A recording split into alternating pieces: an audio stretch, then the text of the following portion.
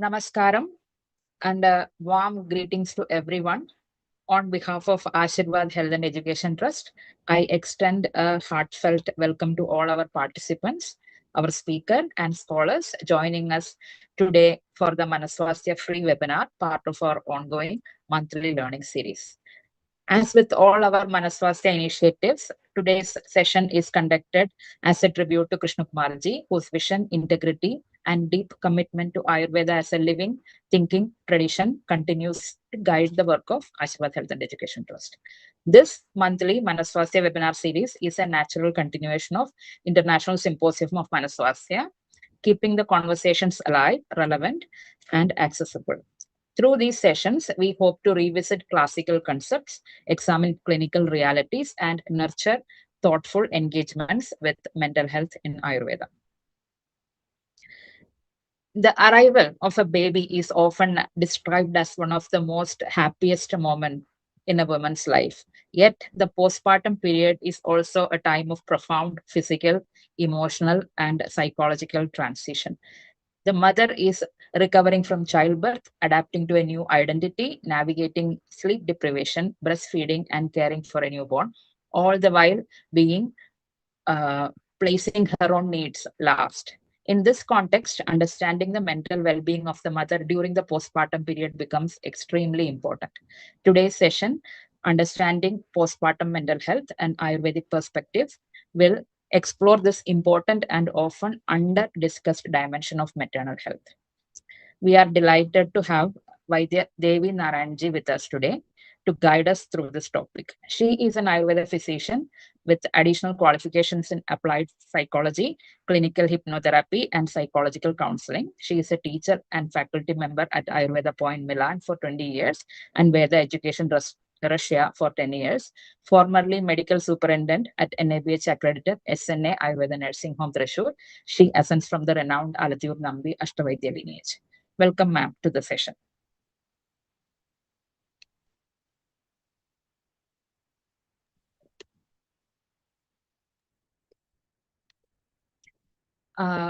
Ma'am, can you unmute yourself? Namaste. Namaste, ma'am. When I joined with the Ashirvad series, I remember my earlier days of my Ayurvedic education, where 𝐂𝐞𝐥𝐥-𝐸 initiated all of us in his institute, our beloved 𝐂𝐞𝐥𝐿, because at that time, 𝐂𝐞𝐥𝐿 was the leading person in our college, visiting us many times and speaking to all the students, especially in the first year, and taking a lot of our ignorance and transferring all these things into his perception and changing our inner core, and initiated the more than the knowledge, he initiated the love towards Ayurveda. So, with his memory, with his blessings, I think I'll be able to start the session. Pranams to 𝐂𝐞𝐥𝐿.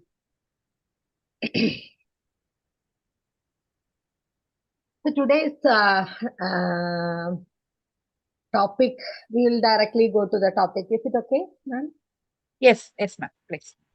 So today's topic for me is the postpartum mental health. Actually, we considered our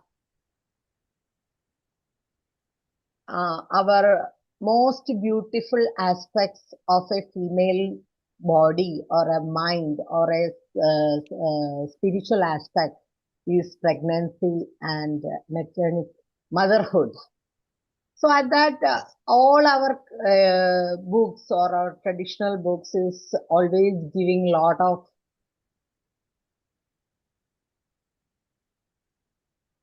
explanations about the motherhood, how beautiful it is and how healthy it is and how it is giving importance to the mother and baby from the personal point of view, family point of view, and the social point of view. So why this much importance is given to the pregnant mother? or a lactating mother. At that time onwards, not nowadays, we are hearing a lot of issues about postpartum depression, postpartum anxiety, and all those things. But when we ask for a old grandma or the stories what she learned from her parents or grandparents, is that being or to become a mother is the most happiest moment as in a female life. So, what all are the changes happening in a female body? That is much more important because uh, in the stage of pregnancy, it transforms physiology from inside. Just because many of the times changes happening from outside, but here the change is happening inside, and there will be a change in the identity of the mother because the birth of the child reshapes a woman to be upgraded, or she herself and all the family members or the society consider herself not only one person, rather a leading person of the family, or we imbibe lot of guna that she has to impregnate to the baby in the future life, not to the early childhood. Rather, these education or these affection, care, all those things are the things what shapes the next generation. And also the mothership or the motherhood is the most beautiful or the bonding relationship in a person's life, because every time all of us believe whatever happens we have somebody to say, the person who take care of us, even if we do good things or bad things, the person to open up is our mother. And the next part is the mind. What happens to the mother's mind or the baby's mind? That is much more important because the body changes will happen for a shorter period of time and we have to go back. But the milestones that we do at the stage, very young age, is unchangeable or the base of the progression of the manas. So this part is highly important. Then when Ayurveda say about the Ayurvedic concepts, the most important concepts are Garbha Samskaras. That is the transformation or the changes which is happening in a mother in the aspect of mental health. So when that is actually, when we say it is a preparatory part, we are preparing the lady to become a mother. Then we are giving the duty, little by little, we are giving the duties and responsibilities, how you have to behave, how you have to do, how you have to live in the society. Not only that, it has a psycho, neuro, immunological aspects in different aspects. And also the Sattva part, which has a great role because nowadays most of the problems are happening because the lady or the person who wants to have a mother but not readily prepared and always in a confusion, yes or no, can I involve completely in the child caring aspect, or I have to go for a job? What happens to my beauty? What happens to my body? What happens to my life later? So there will be a lot of questions. So all these confusions create a lot of problems for the pregnant mother and the lactating mother who is at home. So these Sattva aspects, different therapies, it is not a treatment, rather it is a communication happens as a preparatory part. What happens to you, how beautiful your life will be, how your body is changing, and what is the progression happens in your body. If you become a mother, you are upgraded, you are promoted to the next level. So all these things are for the not only for one person, rather the continuation of the humanity in the world. Along with that, there are different, because when a pregnant mother cannot live as all things she likes or as or the other things as the society demands, because there should be a correct contact or managing the lifestyle for the health, that is much more important. And for that, not only the personal aspect, rather the family part and the social part is highly essential. So all the support from the family is important. So according to Ayurveda or according to the pregnant mother or the newly delivered mother, there is a lot of journeys happening in a person. So most important Ayurvedic concepts we are saying about how to do or what all things has to be done for a immediately born Sutika. So what all things we have to do, why we are doing all those things is much more important. And I want to start this with very ancient stories. We hear about the motherhood, that is the first Shankaracharya is explained about all these things in his great book or the great verse, Matru Panchakam. There he narrating all the problem or the stages a pregnant mother is going, and also the Sutika is going, and also how a mother is involving herself in different levels. That is when gives birth, before having birth, or the pregnant mother, how her life will be. She is not able to do her things. She is not able to turn her body as she wishes, or she is not able to eat what she likes, or sometimes other things happen. So she is completely having lot of physical issues or physiological issues. Rather, the importance is given for the baby. Also, and the story goes on. She's thinking what to do, how he has to nurture the baby, all those things. And finally, it reaches a stage to send the child, our own child, for a higher purpose. What is the problem there? The attachment is becomes a hindrance for permission to higher purposes. So how we have to manage all those things. And also there is another story from Kakasheri Bhattadiri, who in Kerala, who the pregnant mother fed with the rice. Each rice has imbibed with a mantra, Bala mantra, and that rice is cooked and given to the mother to get a brilliant baby, to have a discussion and to follow Uddanda Shastra. So all these things, how to get a brilliant baby, how to get an intelligent baby, how to get a healthy baby, all those things are elaborately explained in our textbooks. And the story is highly, everybody knows the lessons Abhimanyu learned from Subhadra's womb, and at the time of Mahabharata Yuddha, how he learned all those things and how he gone to this battlefield, and how it is helpful for him to remember things what he learned from the mother's womb. So these stories are helping us to understand what is the prenatal learning, emotional influence, and the mother-child bondage. So all these things are highly important nowadays. Also, these type of things, these type of new research papers are available in the available. You can also go through. And what does Ayurveda say about the Garbha Samskaras?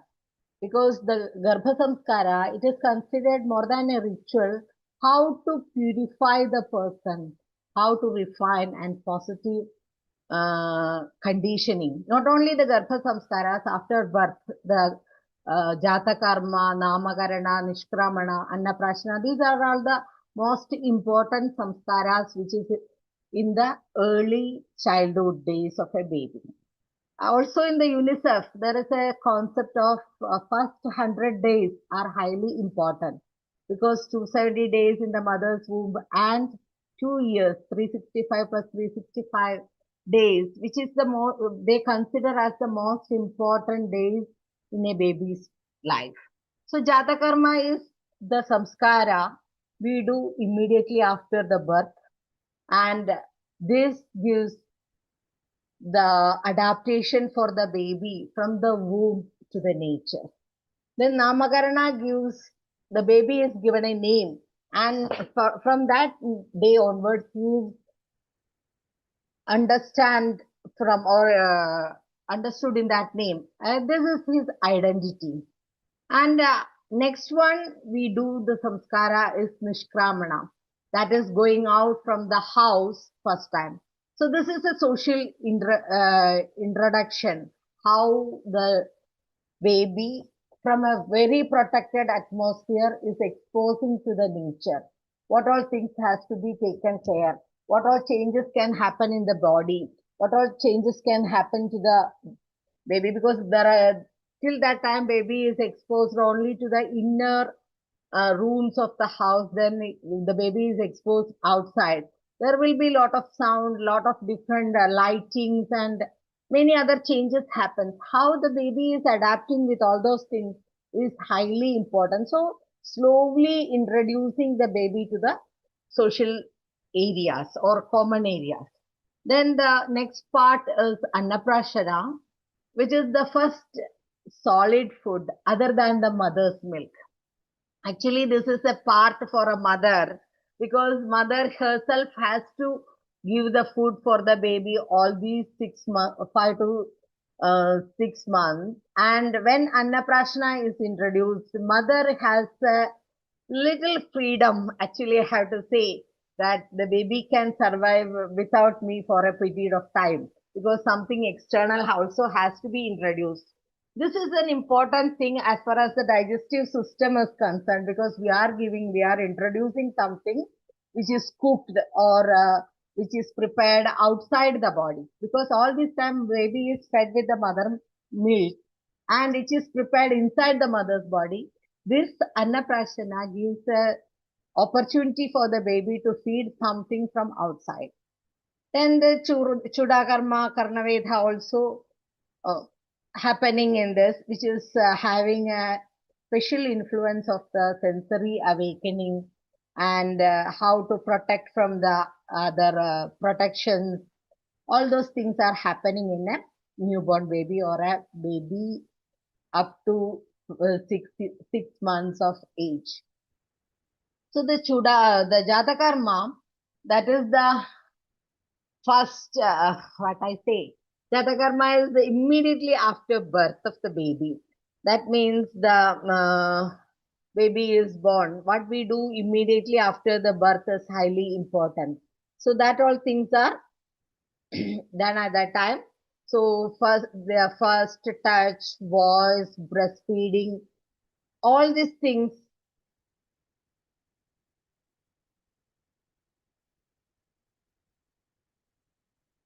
Okay, sorry, in between I felt some. All these things are happening in the uh, first part of.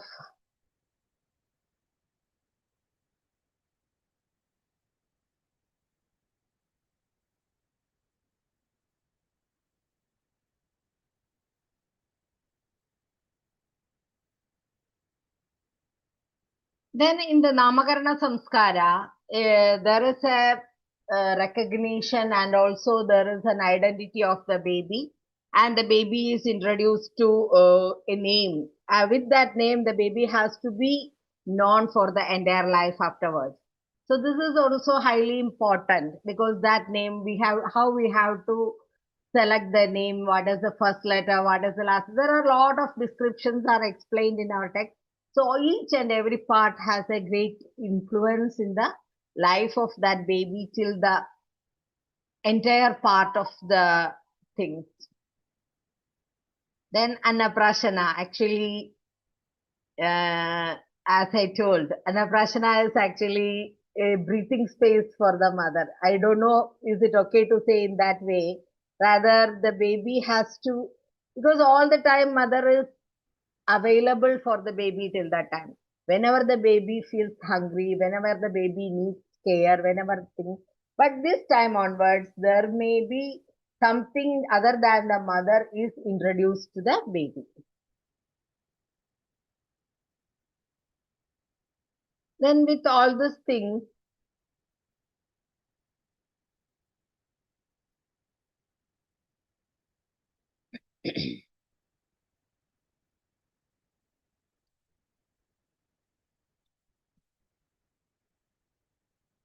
Is it visible exactly?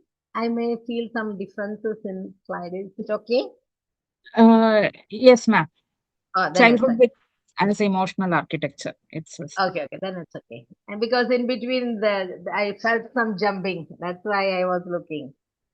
Okay, then these samskaras are giving the baby a lot of influences, the feelings or the emotional aspects of the baby, that the security and uh, confidence, also family, because all the family is supporting the baby all the time, and not only the baby, the mother. So always there will be a positive environment for the baby and the mother. So it is highly essential, because if the care or the confidence is not achieved, there will be chances of lot of emotional imbalances.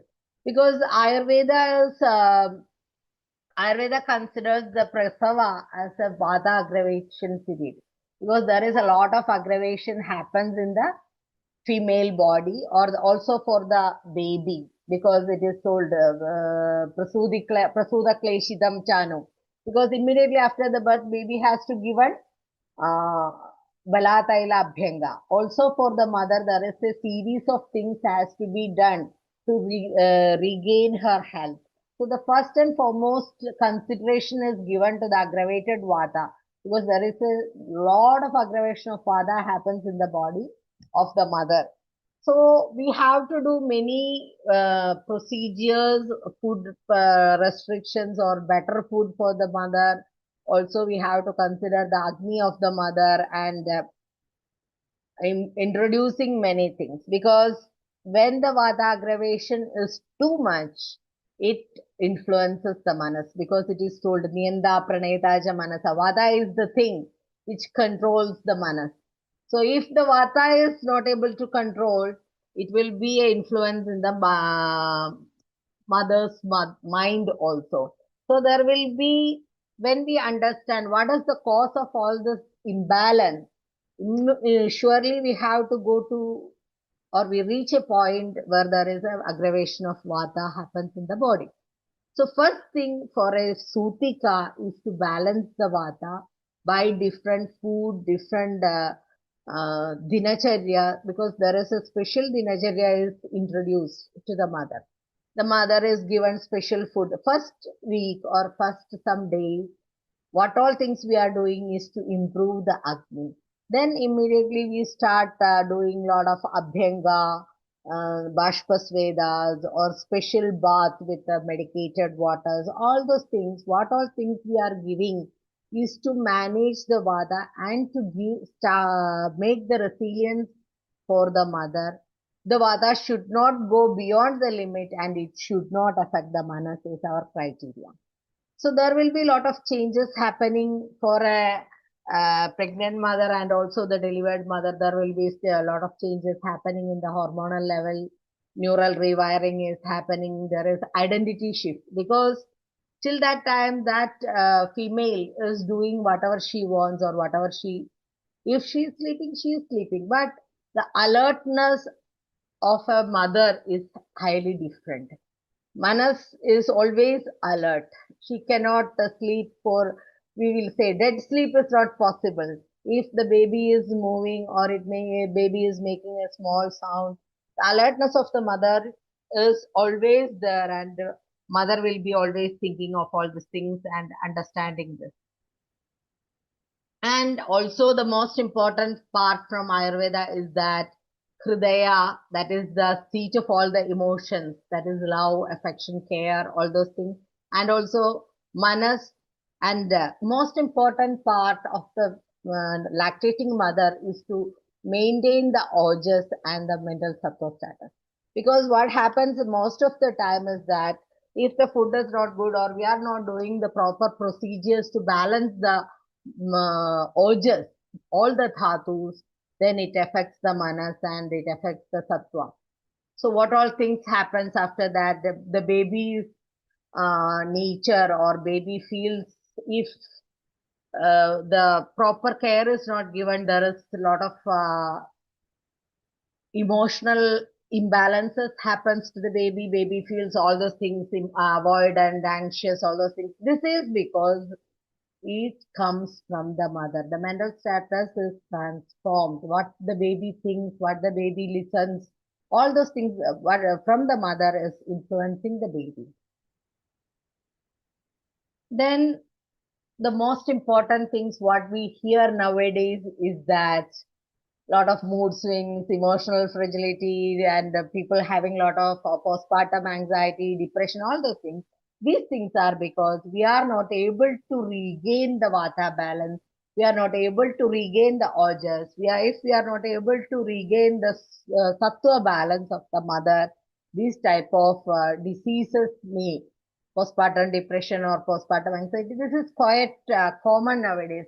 A lot of patients are coming to the clinic because sometimes the presenting complaint may be the mother is not taking care of the baby, not breastfeeding the baby, not taking care, and always in a worried mood, not eating properly. All those things are because the mental imbalance of mental doshas, that is the rajas and the tamas, is over influencing the mother.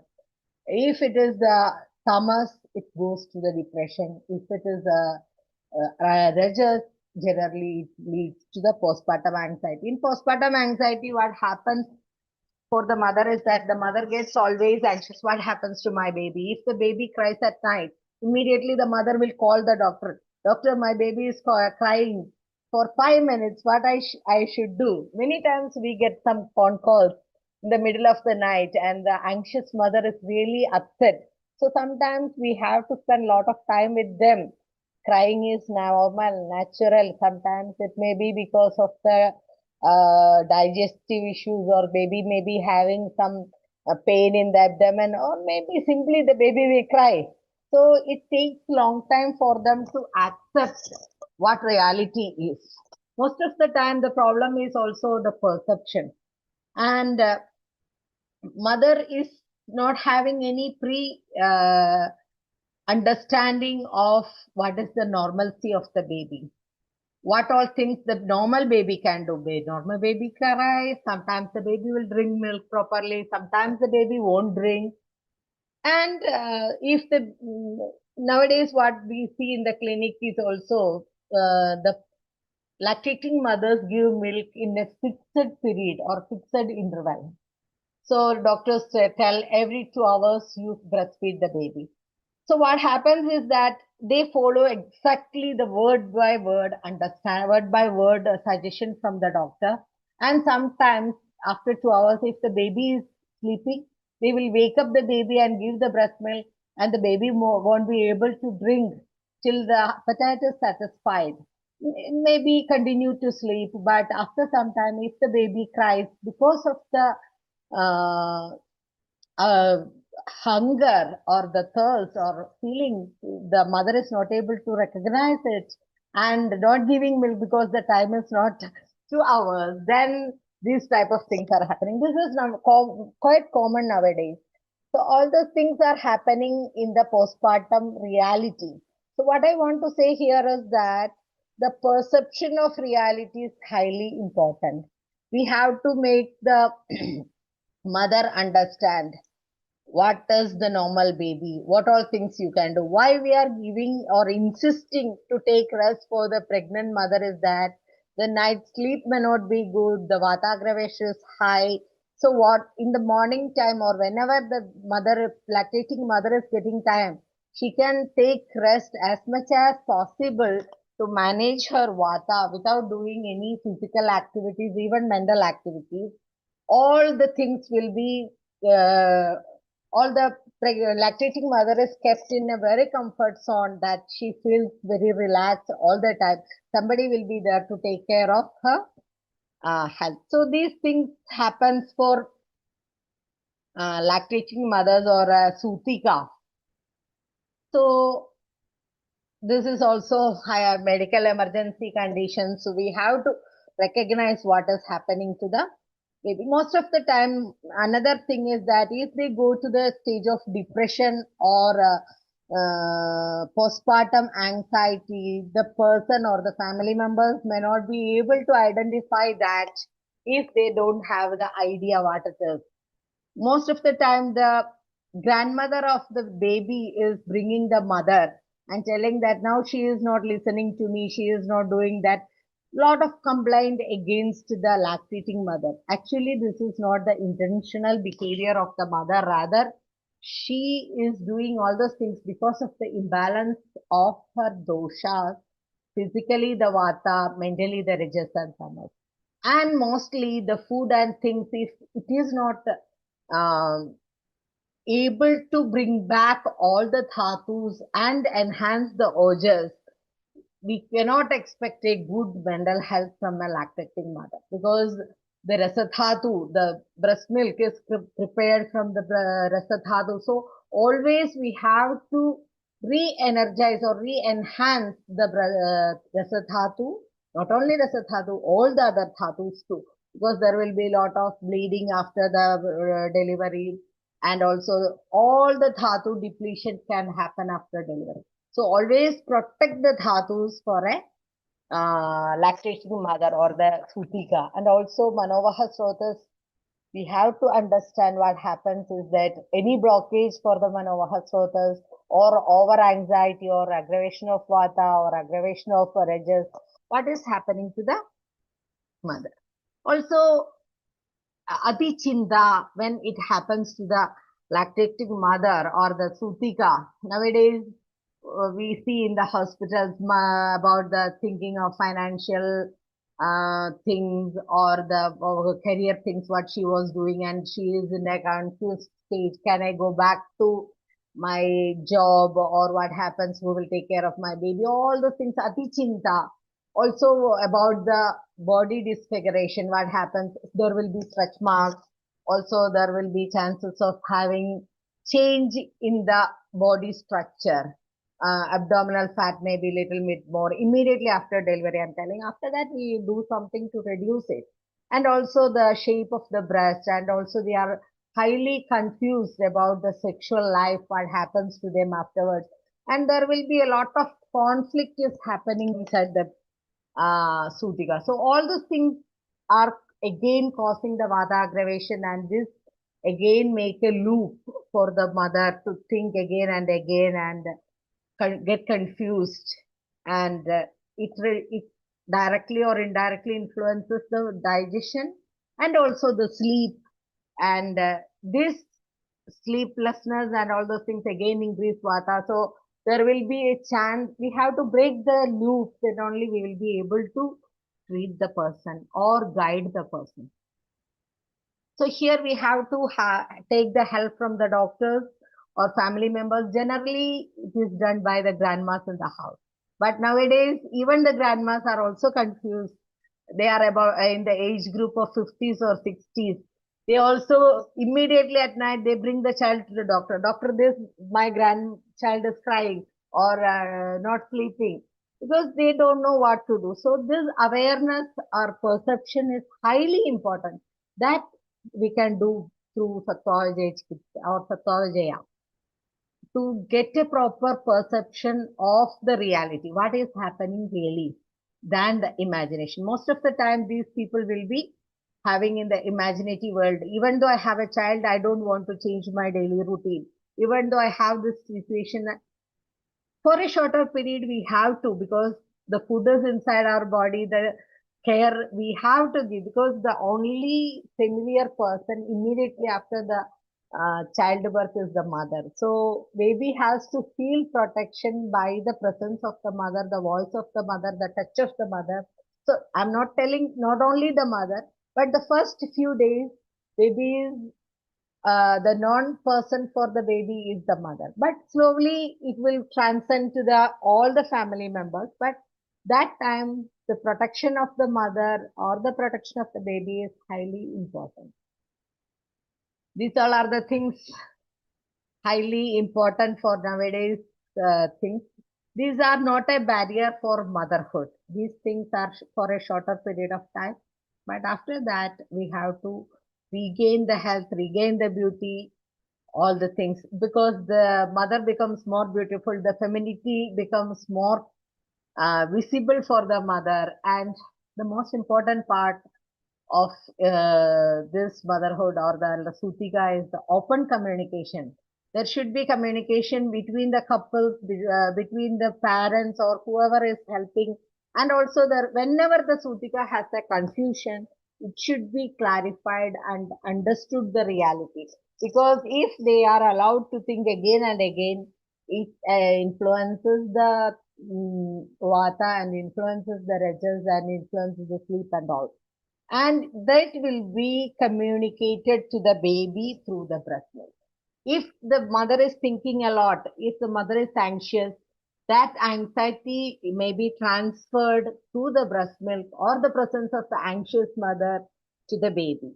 And if we are allowing it for longer periods, it becomes the behavior part of the baby. So if the Sutika is highly anxious, there will be chance of having an anxiety in the baby or confusion in the baby. So all these raga, dvesha, all those things, or rajasic or tamasic bhava may be transferred to the baby. So it should be prevented. So that for that, it is important to keep the physical and mental health of the mother. And another thing, other than these things, what we have told is the management of the time. Because till that time, how the lady managed her time, she get up whenever she wants to get up, she eat whenever she wants to eat. But for a Sutika or a pregnant mother, this is not possible. She can sleep when the child sleeps. She can eat when the child is comfortable or something like that. And also, to have a proper time management or understanding the digestion and eat proper food at proper time is highly essential for the production of the good quality of the breast milk.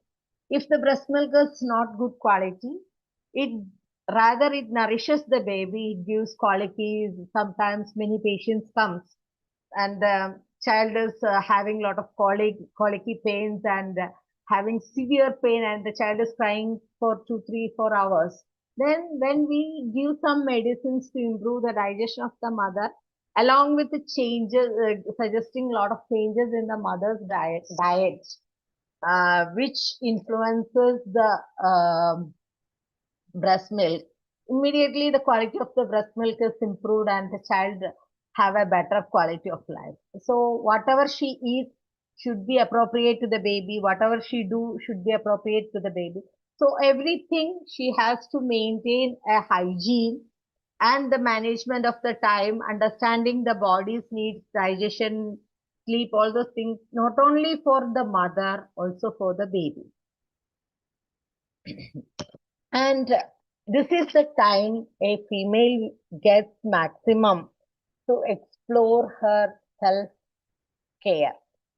All the other times they may be spending time for the family, because when Sutika, she is not allowed to walk, she is not allowed to do this. Intention is not to restrict her, rather giving an opportunity for her to take rest and giving enough time for abhyanga, snana, all those things for the self care of the mother.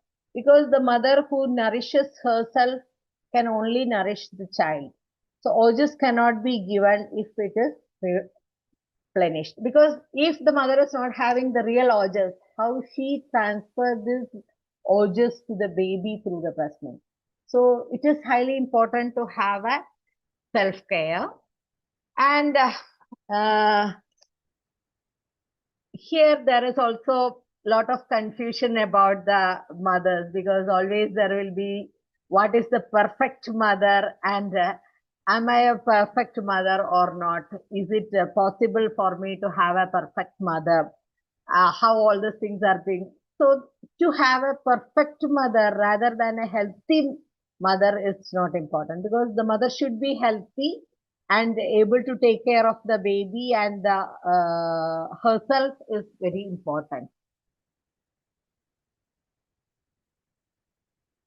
Then as we already told in Ayurveda, we have to go for the Yukti Vipashraya, where diet, herbs, lifestyles, and Abhyanga, Dinacharya, Bhakshana, all those things are included. Then Sattva-Vijaya, as we established, what all things has to be done, what is the perception of the life before and after, what is the reality. Always persons will be in a imaginative world when they are in the, because this is also not because a problem of the mother or person, rather vata aggravation always lead them to move away from the reality, or the rajas makes them to do. And also we are doing lot of deva vipashraya aspect for the newborn child, like wearing money mantra, and everyday chanting of mantra in the baby's room, dhupana in the room, and also putting a lot of dhupana every day the baby. These things are also part of Deva Vipashraya Chikitsa, what we do. That is highly practiced nowadays also in the newborn babies' rooms. So this is important. Dinacharya, relaxations, whatever method is possible. It is not only yoga and meditation. What makes the mother relax can be applied to this. And according to Ayurveda, Abhyanga is the most Vadahara thing which can be done every day in a person's life. Then the food which should be nourishing, and it should enhance the good quality of dhatus is much more important. Then family family members contribute towards healing. That is also very careful. We are not supposed to say some stories, negative stories, what happens to the mother if she is not taken care of the baby. Like stories will affect their mind. Rather, the visitors who is visiting the mother and child can narrate good stories that enhances the sattva of the mother, and also contribute towards the health of the baby. And if it is a clinical situation, we have to go for treatment, but always we have to give attention to these situations which should not go to the clinical condition. Rather, these small ups and downs are quite natural in after postpartum, that we have to reframe before it goes to the pathological aspect. Physiological changes are obviously there, but we have to stop that point, not more than that. So it is our responsibility to heal the mother, heal the family, and help the child, shape the child, because this shaping is highly essential throughout the life of the person when the child becomes an adult. This is the base what we have given in the early childhood. And also we have to transform the society for a healthy civilization. It starts from this point. And the main takeaways from this presentation is body and mind, Ayurveda consider as one, not two. And we can use the ancient wisdom and evidence-based knowledge together to help the mother and the baby. Then when we understand if the imbalance is happening, or there may be chance of imbalance, we have to understand and recognize in the early stages, then it is easier. Then we have to observe the baby in the same way we have to observe the mother and help the mother for the healing of her body and mind. With these words, with the final word, when we heal a mother, we heal the entire family. When we support a motherhood, we shape the future of the society. With these words, I'm just concluding and opening this session for discussion. Please, ma'am. Thank you, ma'am. It was a really well-paced session with stories and anecdotes and experiences. And I hope the listeners has something to share or something to ask. So you can actually Stop unmute. sharing. Yeah, and yeah, you can. unmute yourself and ask questions if you have any. Questions or thoughts or suggestions or experiences.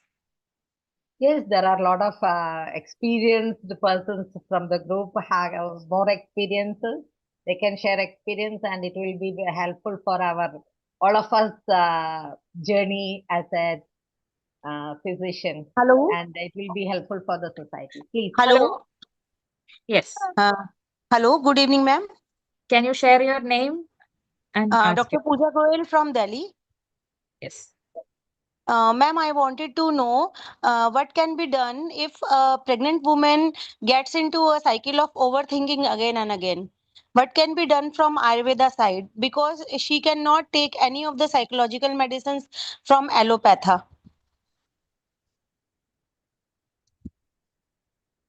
Actually, this happens for most of the pregnant mothers. There may be chinta.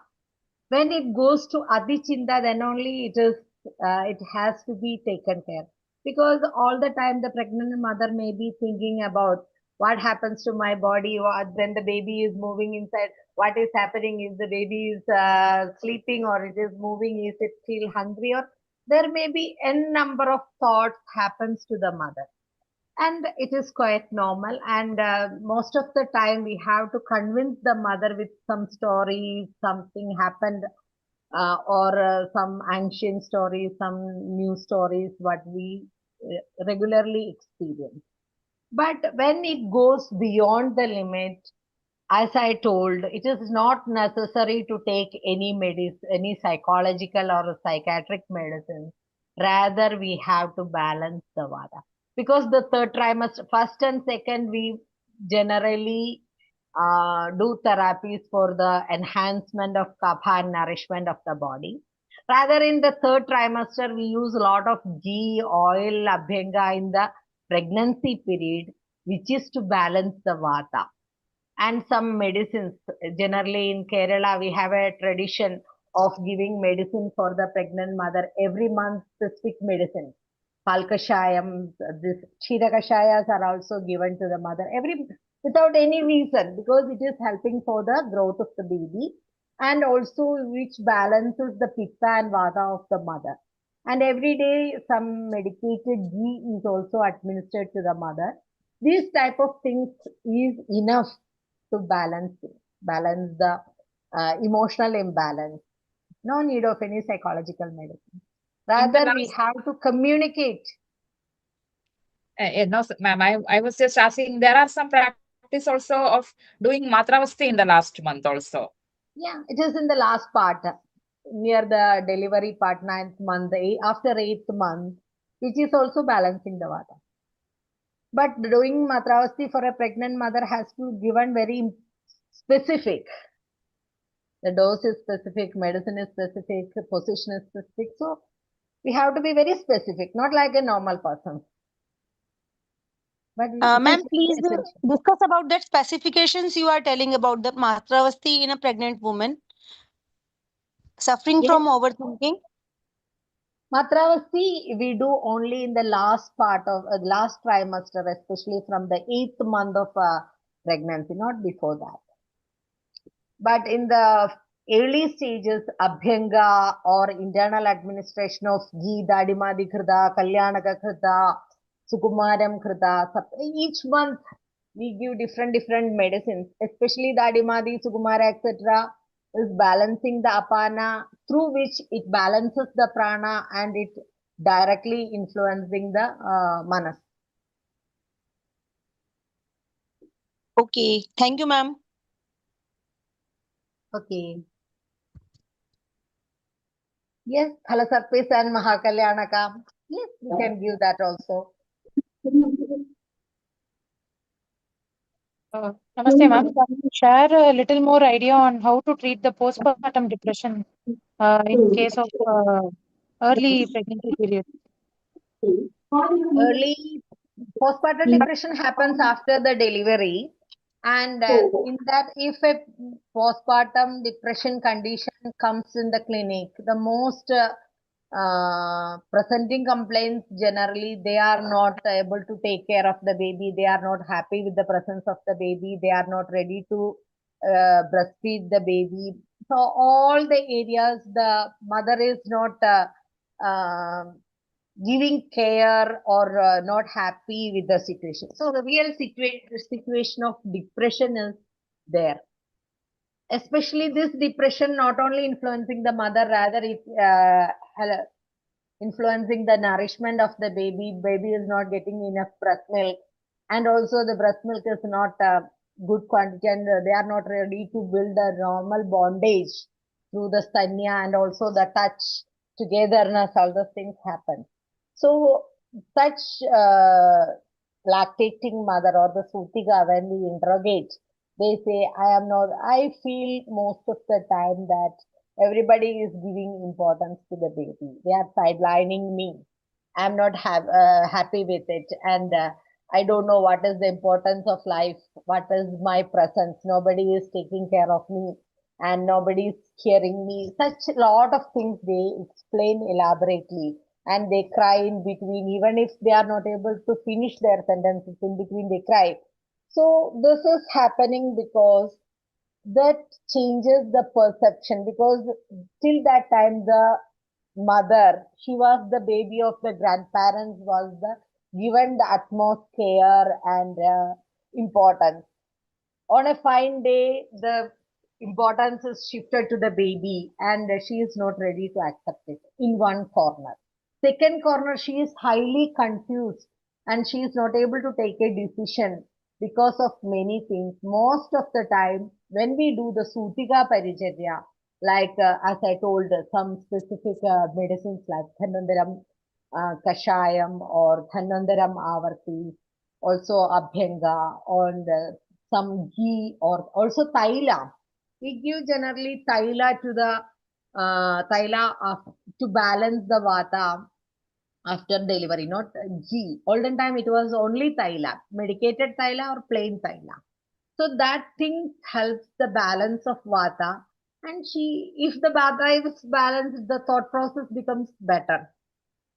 And anxiety, it is quite natural. Sometimes the mother beat the baby, or sometimes not taking care of the baby, like that. Ma'am, but there are quite a few cases where the mother becomes pregnant again in early postpartum period itself, within like 3 to 4 months or something, if she gets pregnant again. So in that case, if she is still still in the postpartum depression, or she still has postpartum anxiety, how can we treat that kind of situation, ma'am? Actually, what happens here is that the mother is not getting enough time for the rebalancing of the dhatus back, because all the dhatus are in deprivated state, and we have to get enough time to balance the vata and nourish all the dhatus, and all the dhatus should be properly placed. Then only it is good to think of a next pregnancy. But it happens we have to give some medicines in the what is told in the earlier trimester, like shatavari, or which prevents abortion, because in the first trimester we are balancing the kapha or nourishing the dhatu and also preventing abortion, because the abortion tendency is in the first trimester. There we give butter, shatavari, kruta, kshira kashayas, etc. That directly influence the manas also, anxiety or depression or something like that. But there another thing is that if that pregnant mother is having some vomiting and not having proper digestion, or not having the taste for food, all those things, there we have to intervene specifically and make sure the mother is having proper food. Otherwise, there may be chance of dhatu derangement in the baby too. Thank you, ma'am. There is a question from Sudha Hariharan. Is the same theory applies for menopause too? Because Vata Prakopa or Pitta Prakopa is happening there, but the scenario is entirely different. Because here the scenario and the uh, stage of the mother is generally from Kapha to Pitta nowadays. Before it was purely Kapha. So it is easier to balance and regain and resilience. And but in menopause, what happens is that the change is happening, hormonal shift is happening. In the pregnancy and lactating time, it is only physiological changes happening, only for a shorter period of time, but it comes back. But in menopause, the hormonal change is permanent. There, it is not coming back to the menstruation again. So there may be aggravation because in that age there may be aggravation of pitta, then slowly it transforms to vata. The treatment or the ghee which we use sometime may be the same, but the application or the thought process is different. Yes. Because here we are working for the dhatu samya. In menopause, there may be chances of dhatu kshaya, we are preventing it. Here, there we can do because the vata stage of life, vata kala of the life, so it is different. I think, yeah, there is one more. Somebody raised the hand. They raise their hands. Dr. Soumya ji, please. Namaste, namaste all. So I was listening to you, and it has been a very insightful session actually, because there are a lot of cases that we see in our day-to-day lives also like this. And sometimes it's very difficult how to handle such situations. So I have learned a lot in this session. And what I am wondering is like, I remember a case, and I actually was thinking whether we should understand from that case. So, if a patient has suffered from miscarriage in the past, and then they are trying to conceive, but when the first pregnancy happened, they were very young at age also, and emotionally also not very balanced. So at that time, they decided just on the basis of the relatives or the society that usually says that you should have a baby at a certain age. So after miscarriage, what happened that their perception even deteriorated, and they went for therapy. So therapy Then after for a therapy, psychotherapy. So if psychotherapy sessions are constantly happening, and the behavior and the perception changes are happening, and after a few sessions, the patient starts thinking that now I have to focus on my own body, on my own mind, and our own health, and then I will plan what we have to do. In terms of pregnancy. So that is something that we aim when we start with counseling. But is it good whether if a person wants to conceive again and they are focusing now on their body and less on the conception, is it good, or should we continue with the counseling that you should focus on baby again? actually these two concepts are one is from the Eastern and the other is the Western. So in Western psychology, most of the time, I don't say always, most of the time the importance is given to the person who is receiving the counseling. And in Eastern philosophy, we are giving more importance in the other way. But what I feel is that if we translate, take care of your health to the stage to balance your dhatus, maintain your ojas, and bring up proper sattva, then it is exactly same. The way to interpret is only different, but rather the concepts are same. If you have to improve yourself means, if we translate that sentence into Ayurveda, you have to enhance your dhatu, you have to enhance your ojas, and you have to enhance your sattva. To have a baby is always good, isn't it? Rather than a confused mind. So, actually, ma'am, what I am trying to ask is we are focusing, as a practitioner, we are focusing on the establishment of the balance of dhatus and dosha and ojas and sattva. We need to improve all of those things. But at the end of the day, we have to focus on the other side also for what the patient has come to us. Initially, if the patient has come to us for conception, and after a few sessions their perception is changing, that now I think if it happens it is okay, if it doesn't happen then also fine. So whether it is good or whether it is going towards a side that we should not be feeling good about, so that is what I'm trying to ask. Actually, first enhance the dhatus to get pregnancy is the best solution. But nowadays, we cannot take the decision in youngsters to get a baby or not having a baby, or sometimes they prolong for the conception, they prolong pregnancy because they tell at the age of 20 or 25, I don't want baby. I want to settle down in my life. After 30 or 32, 35, they are planning for the baby. We cannot take a decision. Rather, we have to open the session. We have to say which is good, which is bad. What all positive outcomes with this? What all positive outcomes with this? What all things has to be taken care in the other scenario?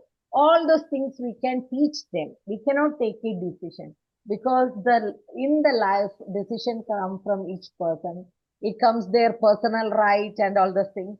So our responsibility is to make the body and mind fit to have a conception and ready for conception.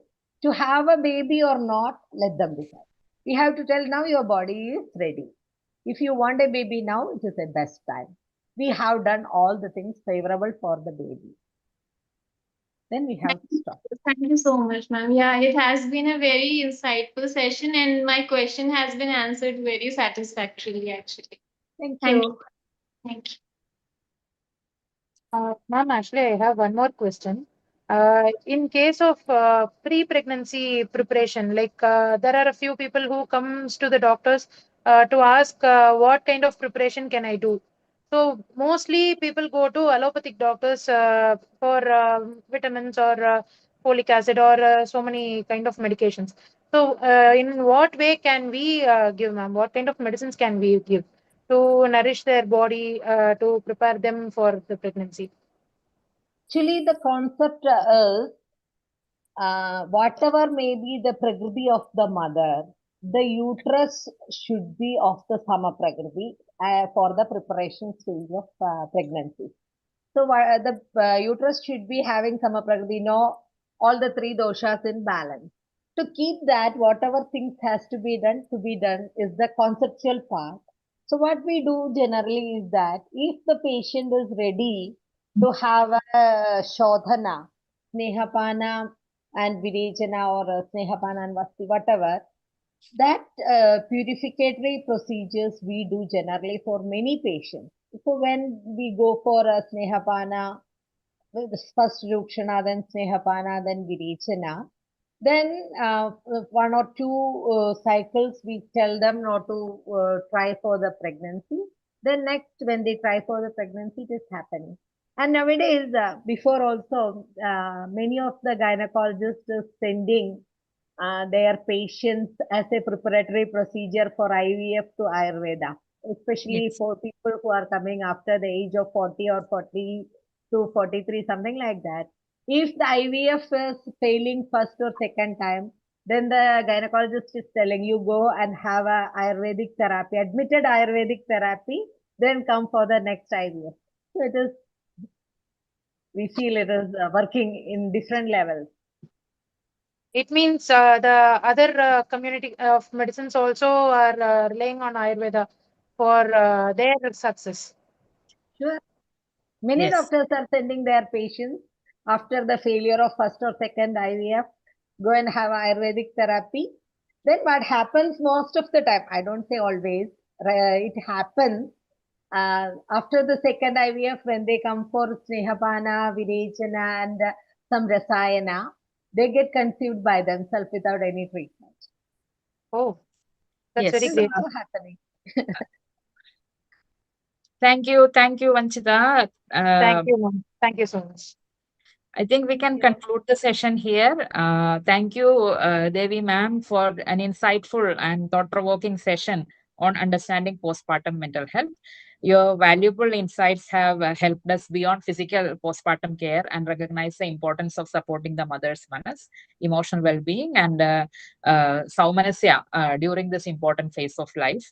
We sincerely appreciate your time, knowledge, and generosity in sharing your experience with us. And on the other side, we sincerely apologize for the postponement of International Symposium of Manaswasthya second edition and any inconvenience that may have caused. We are truly appreciating your patience, understanding, and continued support. The revised dates will be finalized and will be shared with you soon. And thank you all for understanding. We look forward to welcoming you to the symposium on the new dates. And thank you all for participating and being attentive and for your thoughtful engagement. Have a nice evening. Thank you. Thank you all participants and doctor. Thank you.